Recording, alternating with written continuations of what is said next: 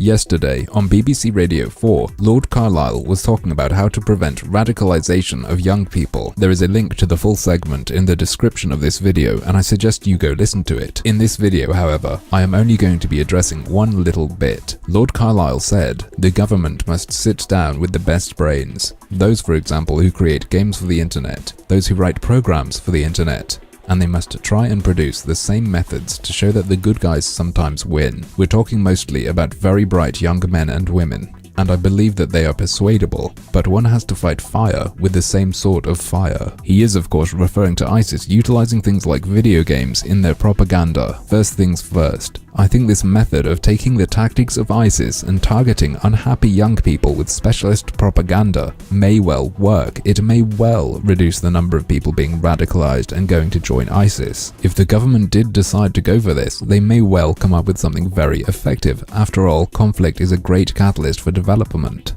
And sometimes this actually helps everyone. A great historical example would be developments in blood transfusion during World War I. However, it's actually kind of on this note that I object to the proposed idea. Right now, especially in the UK where many people are being recruited, fighting ISIS seems very urgent. Well, it is, but what I mean is any idea that might work against them seems better than it might in a situation where there's less pressure. So let's say that the government develops a propaganda system using video games to shape young minds. It doesn't matter if you happen to agree with what it's being used for in this instance. The thing itself is doing that to young people. After we fight ISIS, that idea, that research, that system they've made still exists. Do you trust the government that controls education with that? And yeah, of course, the government will always try to manipulate people anyway, but do you want to give them an excuse to go full bore on propaganda research? And yeah, it's all very well and good for me to say, don't research into turning video games into mind control propaganda. I don't think many people are going to say, no, do that. What would I, some random fucking idiot on YouTube rambling away, suggest as an alternative? Better mental health services.